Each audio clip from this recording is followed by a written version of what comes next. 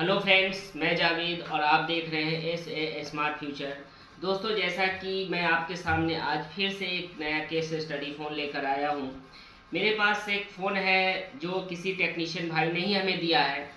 इस फ़ोन के अंदर जो प्रॉब्लम है वो मैं आपको दिखाऊंगा कि आखिर इसके अंदर प्रॉब्लम क्या है।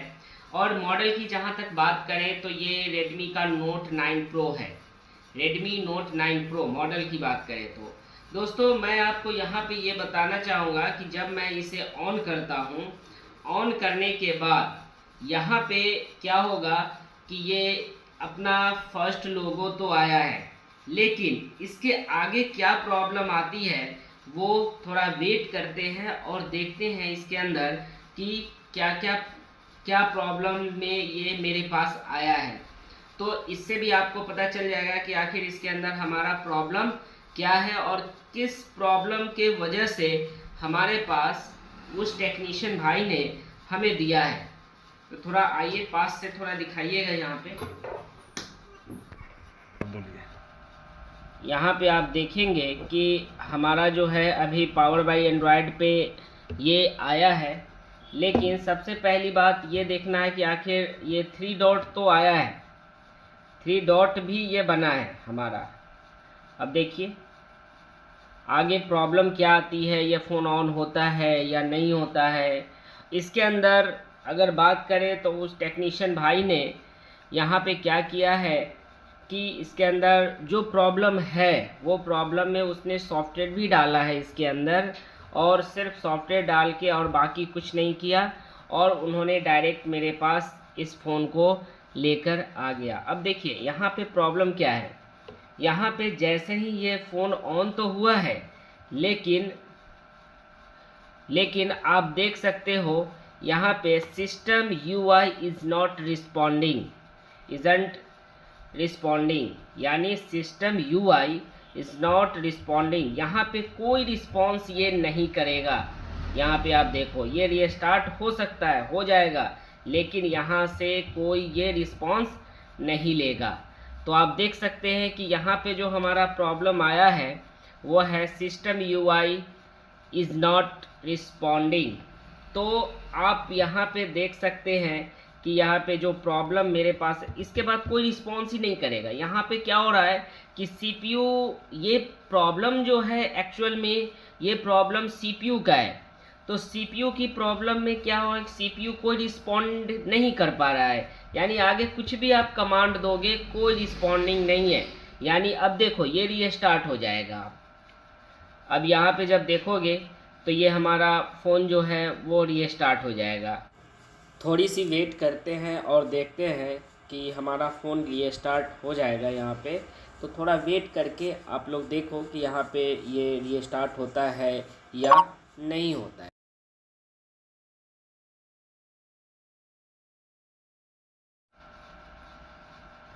बात करें तो ये देखिए यहाँ पे ये रीस्टार्ट हो गया, एमआई आया, 3 डॉट चला, और फिर वही system UI is not responding का मैसेज आएगा, फिर से आएगा। देखिएगा पहले, देखिए भाई, किसी भी फॉल्ट को अगर आपको रिपेयर करना है तो उससे पहले उसकी फॉल्ट के बारे में आपको डीप नॉलेज होनी चाहिए कि आखिर ये प्रॉब्लम कहाँ से आती है, किस जगहों से आती है। तो ये सारी प्रॉब्लम अगर आपको पता रहेगा तब आप डायरेक्ट उसी पे काम करेंगे जो जहाँ से ये प्रॉब्लम आई है। तो यहाँ पे फिर से वही आ गई, यानी हमारा यहाँ पे क्या हो रहा है कि प्रॉब्लम एक ही है कि सीपीयू हमारा कोई रिस्पॉन्ड नहीं कर पा रहा है, कोई रिस्पॉन्स नहीं ले रहा है।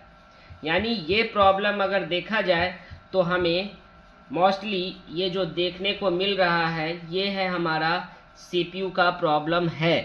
तो यहाँ पे कोई सीपीयू जो है हमारा रिस्पॉन्ड नहीं कर पा रहा है, यानी ये सिस्टम सीधा बोल रहा है system UI is not responding.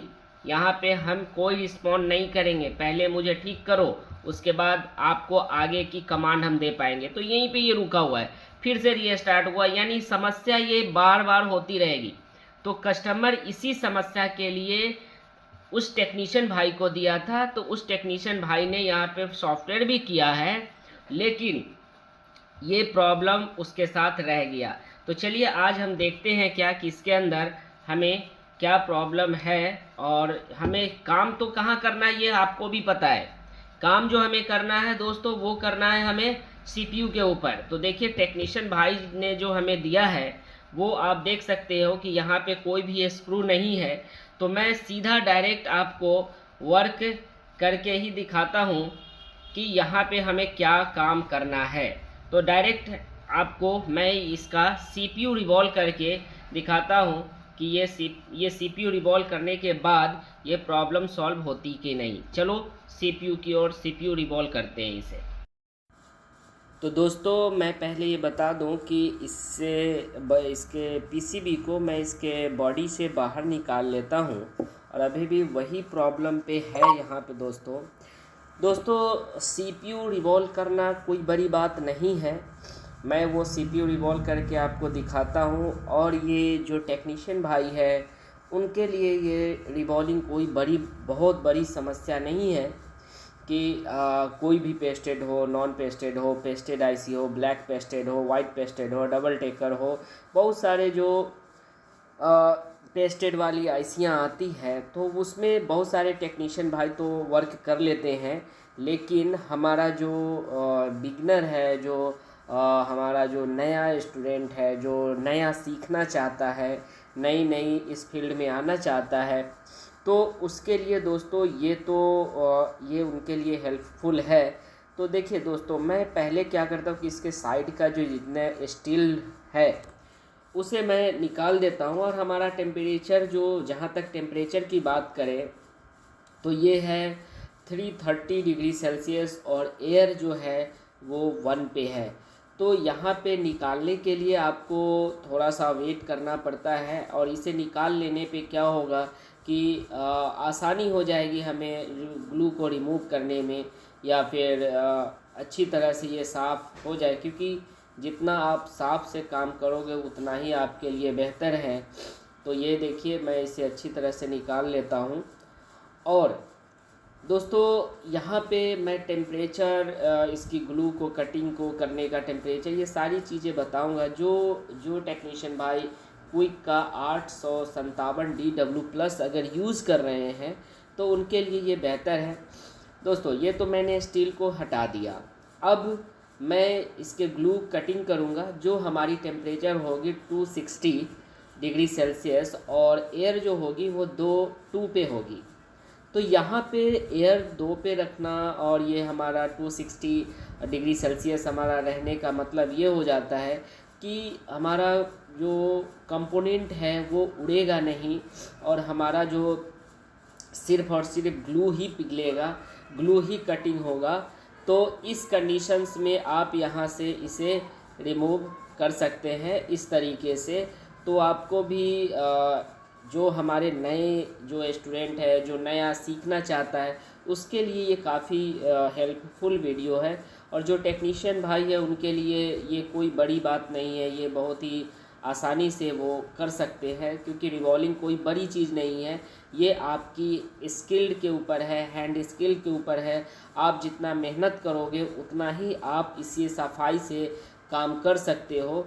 ये अपने काउंटर पे भी आप इसकी प्रैक्टिस कर सकते हो कि हाँ एक बोर्ड पे, 2 बोर्ड पे, 10 बोर्ड पे भी अगर आपने ये थोड़ा देख कर, यूट्यूब देख कर, या अपने आप को स्किल्ड में ला कर, तो आप उसको अच्छी तरह से क्या कर सकते हो कि ये रिवॉल्विंग आसानी से कर सकते हो। क्योंकि रिवॉल्विंग कोई बड़ी चीज़ नहीं है दोस्तों। सबसे बड़ी चीज़ आती है क्या इसके अंदर कि आपके पास नॉलेज कितनी है, आप कितना नॉलेज रखते हो। ये स्किल्ड आपके पास बेहतर है, लेकिन आप फॉल्ट को डायग्नोस नहीं कर पाते हो। आप ये फॉल्ट करना तो चाहते हो, लेकिन हमें सही मालूम नहीं रहता है रास्ता सही मालूम नहीं होने के वजह से हमें क्या करता है कि गलत आईसियाँ, गलत ट्रैक को पकड़ लेते हैं, जिस वजह से वो फ़ोन जो बनने वाली होगी वो भी बिगड़ सकती है। तो यहाँ पे दोस्तों मैंने आपको यहाँ पे बताया कि ये जो हमने इसका जो UFS है उसको हमने ढक दिया है, और हमारी यहाँ पे जो टेम्परेचर होगी दोस्तों, ये टेम्परेचर जो होगी हमारी वो होगी 340 और एयर एयर जो होगी वो 2 पे एयर रखना है। और आप बहुत ही थोड़ा पेशेंस रखना होगा, जो जब इसके अंदर ब्लेड को तब इंसर्ट करेंगे जब हमारे आसपास के कोई कंपोनेंट हिलने लगे, और ये बड़ी आसानी से इसके अंदर ये इंजेक्ट हो जाएगा। तो आप देख सकते, क्योंकि वीडियो को मैंने फास्ट किया है ताकि वीडियो बहुत बड़ी हो जाएगी, इसलिए मैं यहाँ पे फास्ट कर दिया हूँ। लेकिन हमने वो टेम्परेचर और वो चीज़ें हैं जो जो एयर है वो हमने बहुत डीपली से आपको बता दिया है। अगर आप नए हैं, फ्रेशर हैं, अपना दुकान चला रहे हैं, फॉल्ट फाइंडिंग में दिक्कत हो रही है, तो आप ये वीडियो देखकर स्किल्ड को पूरा कर सकते हो। लेकिन फॉल्ट को अगर फाइंड करना है, आपको अच्छे टेक्नीशियन बनना है, तो आपको किसी न किसी संस्था से जुड़ना पड़ेगा, किसी न किसी इंस्टीट्यूट्स को आपको ज्वाइन करना पड़ेगा, क्योंकि वहीं पे आपको अच्छी तरह से नॉलेज मिल सकती है। तो यहाँ पे मैंने CPU को तो रिमूव कर दिया है। अब हमारी आयरन की टेम्परेचर जो होनी चाहिए 330 डिग्री सेल्सियस आप आयरन की टेम्परेचर को रखो, और यहाँ पे अच्छी तरह से पहले उसे रिमूव कर दो, यानी ग्लू को या PPD जो इसके अंदर जो बॉल निकल गई है उसे अच्छी तरह से आप यहाँ से अपने आयरन में ले लो। उसके बाद क्या है कि आप यहाँ पे डिसोल्डिंग वायर को चलाओ। हमारी आयरन की टेम्परेचर भी वही सेम ही होनी चाहिए यहाँ पे, ताकि सभी बॉल अच्छी तरह से क्लीन हो जाए। तो आपने देखा कि मैंने बोर्ड का जो क्लीनिंग है वो तो मैंने कर दिया। अब बारी आती है क्या कि CPU के ऊपर जो ग्लू लगी हुई है हमें उसे भी क्लीन करना है। तो वहाँ पे मैं आपको क्लीन करके बता देता हूँ कि वहाँ पे कैसे क्लीन करनी है और किस तरीके से करना है। तो यहाँ पे पहले मैं अच्छी तरह से इसे भी बोर्ड के ऊपर जो है उसे अच्छी तरह से हर एक बॉल को, दोस्तों यहाँ पे क्या है ना कि बारीकी ये देखना है कि जितने भी बॉल्स हैं वो हिडन नहीं होना चाहिए, उसके ऊपर कोई परत ऐसा नहीं आना चाहिए जो ड्राई हो गया हो। तो वहाँ पे आपको क्लीनिंग अच्छी तरह से करना है, क्योंकि आप CPU पे काम कर रहे हो और हर IC पे आपको ऐसे ही काम करना है, चाहे वो पावर IC हो, चाहे वो आपका CPU हो, चाहे MMC हो या UFS हो, हर एक पे आपको रिवॉल्विंग या उसकी क्लीनिंग पे खासा ध्यान देना पड़ता है। तो जब आप खासा ध्यान दोगे तभी आप सक्सेस हो पाओगे, वरना अगर ज़रा सा मिस्टेक भी करोगे तो वहाँ पे आपको अनसक्सेस के जो परसेंटेज है वो ज़्यादा रहेगी। तो इसलिए आप वो सभी सफाई पे थोड़ा ध्यान देना है आपको। अब मैं इसकी CPU को अच्छी तरह से क्लीनिंग कर देता हूँ। दोस्तों यहाँ की टेम्परेचर 300 होनी चाहिए और एयर 1 पे होनी चाहिए, ताकि आपका जो IC है वो फूले नहीं। क्योंकि बहुत सारे टेक्नीशियन जो है ना या फ्रेशर जो है यहाँ पे थोड़ा सा मिस्टेक कर देते हैं एयर पे ज़्यादा देकर, तो यहाँ पे ये IC फूलने का चांसेस ज़्यादा रहता है। तो आप यहाँ पे हमने तो क्लीन कर दिया। अब यहाँ पे भी थोड़ी सी डिसोल्डिंग वायर से जितने भी इसके पेस्ट है उसको क्लीन कर लेना है, ताकि आपको किसी तरह का कोई परेशानी ना एकदम। और हाथ जो होना चाहिए सॉफ्ट हैंड से ही इसके ऊपर प्रेस नहीं करना है, ताकि आपको ये समझ में आ जाए कि हाँ इसे कैसे। अब यहाँ पे बचा इसके ऊपर भी अगर कोई आपको लग रहा है बॉल की ड्राई है, सूखा हुआ है, तो उसको अच्छी तरह से क्लीनिंग करना बहुत ज़रूरी हो जाता है, ताकि रिबॉलिंग में आपको किसी तरह की कोई परेशानी ना हो। तो यहाँ पे आपने देखा कि मैंने इसे अच्छी तरह से रिबॉलिंग की बातें हमने बताया, कैसे रिबॉल करना है, टेम्परेचर कितना रखना है, कितने आयरन की हीट रखनी है। तो ये सारी चीज़ें आपको जहन में होनी चाहिए, जिस वजह से आपको आगे कोई परेशानियाँ नहीं होगी। लेकिन दोस्तों क्या है कि रिबॉलिंग की बात करें तो रिबॉलिंग कोई भी IC हो, छोटी हो या बड़ी हो, कोई भी ICयाँ हो, वो तो आप अपने काउंटर पे भी बैठ के भी उसको अच्छी तरह से रिबॉल्व कर सकते हो, उसको अच्छी तरह से आप सफाई कर सकते हो। ये स्किल्ड है। लेकिन अगर आपको अच्छी ट्रेनिंग, अच्छी तरह से आपको स्कीमेटिक का नॉलेज चाहिए, अच्छी आपको प्रोग्रामिंग की बात करनी है, प्रोग्रामिंग अगर आपको सीखनी है, तो आप मेरा इंस्टीट्यूट ज्वाइन कर सकते हो SA टेक्नोलॉजी। जो हमारा YouTube चैनल जो है वो SA स्मार्ट फ्यूचर से है। और आप जो मेरे नीचे नंबर देख रहे हो उससे आप बात करके अपना सीट बुक करा सकते हो। तो यहाँ पे मैं आपको स्कीमेटिक की डीप नॉलेज दूंगा, स्कीमेटिक की हर एक एक पॉइंट की बातें करूंगा और आपको ये भी बताऊंगा कि आखिर ये पावर सीक्वेंस क्या है, बूट सीक्वेंस क्या है, जितने भी लेटेस्ट आईसियाँ हैं उन सभी की सीक्वेंस क्या है, कौन कौन सी वोल्टेज कब बनती है, कब बननी चाहिए, कब नहीं बननी चाहिए, ये सारी अगर आपको जानकारी लेनी है तो आप मेरा इंस्टीट्यूट ज्वाइन कर सकते हो। जो मेरे नीचे नंबर लिखा हुआ है आप उस पर डायरेक्ट बात करके हमसे रब्ता कर सकते हो। हमारी जो टीम मैनेजमेंट है आप उससे आप बात करके अपना सीट बुक करा सकते हो। तो आपने देखा कि मैंने सीपीयू को अच्छी तरह से रिवॉल्व कर दिया और ये बोर्ड को भी हमने अच्छी तरह से साफ़ किया है। तो अब यहाँ पे दोस्तों, यहाँ पे सीपीयू को सिर्फ माउंट कर देना है और माउंट करने के बाद सीधा सेट को ऑन करके ये देखना है कि हमारा जो पहले प्रॉब्लम था वो प्रॉब्लम दूर हुई या नहीं हुई। तो काम तो दोस्तों सिर्फ और सिर्फ इसके अंदर रिवॉल्विंग का ही था, सीपीयू को अच्छी तरह से रिवॉल्व करके और डाल देना है। लेकिन दोस्तों ये प्रॉब्लम आती कैसे है, ये चीज़ों को भी देखने की बात है। क्यों? क्योंकि ये प्रॉब्लम ज़्यादातर जो कंपनियां जो अभी पेस्ट यूज़ करती है वो पेस्ट की वजह से ही ये प्रॉब्लम ज़्यादातर आती है। तो यहाँ पे आप वो पेस्ट को ही सिर्फ क्लीन कर देना है और जो है इस आईसी को अब नॉन पेस्टेड बना देना है। तो आपने देखा कि यहाँ पे मैंने सीपीयू को माउंट कर दिया है अच्छी तरह से। अब मैं इसे डायरेक्ट इसके बॉडी में फिट करके और ये देखूँगा कि हमारा फ़ोन वो प्रॉब्लम जो था वो प्रॉब्लम दूर हुआ या नहीं। दोस्तों जैसा कि आपने देखा कि मैंने इसे सीपीयू को रिवॉल्व करके मैंने लगाया है और ये अच्छी खासी बैठी हुई भी है।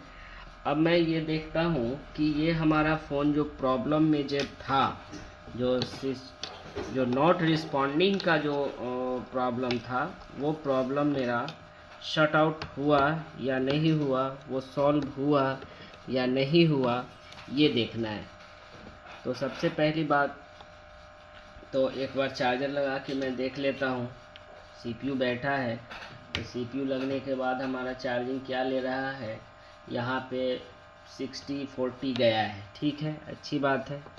अब मैं क्या करता हूँ कि ये बैटरी लगाता हूँ, 160 गया है और हमारा यहाँ पे सबसे पहली बात मैं सीधा ऑन करके मैं आपको दिखाता हूँ।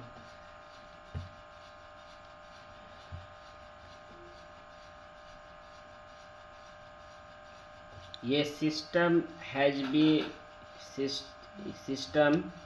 UI इज़ नॉट रिस्पॉन्डिंग का जो मैसेज था वो हमारा, ये आप देख सकते हैं कि वो मैसेज ख़त्म हुआ या नहीं हुआ।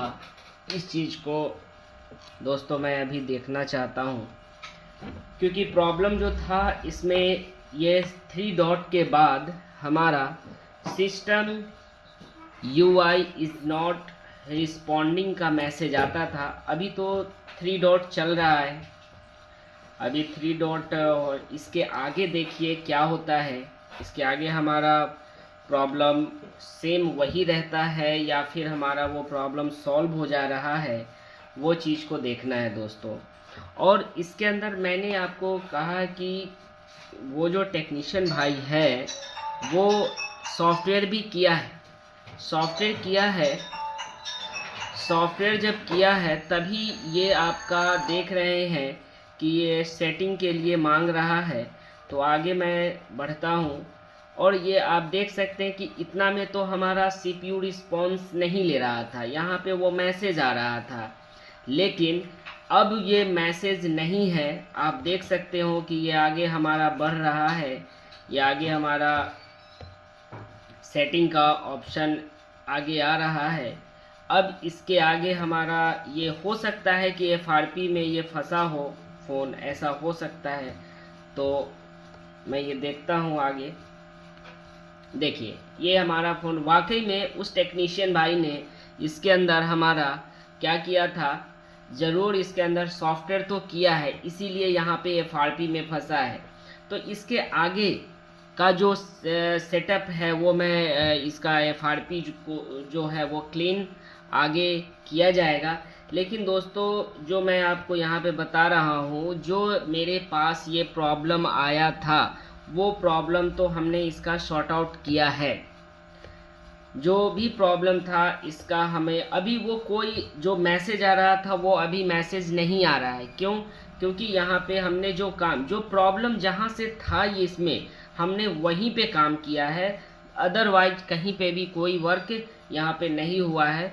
तो दोस्तों से अगर प्रॉब्लम को सॉर्ट आउट करना चाहते हो, आप डायरेक्ट उसी फॉल्ट पे जाना चाहते हो जहाँ से ये फॉल्ट क्रिएट हुआ है, तो दोस्तों यहाँ पे क्या है कि आप मेरा इंस्टीट्यूट आप ज्वाइन कर सकते हो, जहाँ पे आपको बेसिक टू एडवांस लेवल का मैं आपको ट्रेनिंग दूंगा, स्कीमेटिक का डीप नॉलेज दूंगा, फॉल्ट फाइंडिंग, जहाँ पे अगर मान लीजिए कोई टेक्नीशियन भाई है जिसकी हैंड स्किल काफ़ी ज़्यादा बेहतर है, मजबूत है, लेकिन वो डायग्नोस करने में थोड़ा सा पीछे हट जाते हैं, डायग्नोस उनसे नहीं हो पाती है, कैसे हमें कोई भी फॉल्ट को डायग्नोस करूं, स्कीमेटिक के थ्रू क्या करूं। स्कीमेटिक दोस्तों, स्कीमेटिक ले लेना कोई बड़ी बात नहीं है।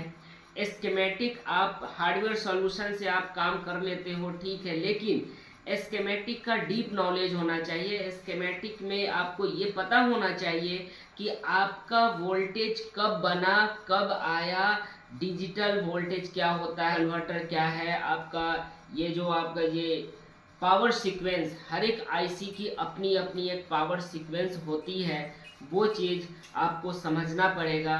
लॉजिक वोल्टेज क्या होता है, वो चीज़ों को आपको समझना पड़ेगा, तभी जाकर आप एक बेहतर टेक्नीशियन। क्यों मैं आपको इतना क्यों बोल रहा हूँ, क्योंकि ये भी फ़ोन किसी टेक्नीशियन भाई ने हमें दिया है। तो ये इस तरह से अगर आप को भी रिपेयर करना है तो आप मेरा नीचे नंबर है, आप चाहें तो उस पर आप बात करके अपना जो मेरा हर एक महीने बैच स्टार्ट होता है, अनाउंस होता है, आप चाहो तो उसको सीट बुक करा सकते हो। तब तक के लिए अगर दोस्तों एक और चीज़ मैं कहना चाहूँगा कि अगर मेरा वीडियो आपको अच्छा लगे तो प्लीज़ मेरे वीडियो को लाइक करो, मेरे चैनल को सब्सक्राइब करो, अपने दोस्तों को मेरे वीडियो को शेयर करो, ताकि ज़्यादा से ज़्यादा लोगों तक ये प्रॉब्लम वाला जो फॉल्ट जो हमने आपको जो सॉल्यूशन दिया वो उन तक पहुंच सके। इसी तरह से कमेंट ज़रूर करो, क्योंकि ये कमेंट से हमें ये पता चलता है कि आपकी रिक्वायरमेंट क्या है। तो उस तरह से अगर आप कमेंट करोगे तो हो सकता है मैं उस टॉपिक पे भी वीडियो बना सकूं। तो दोस्तों मिलते हैं नेक्स्ट वीडियो में, तब तक के लिए शुक्रिया।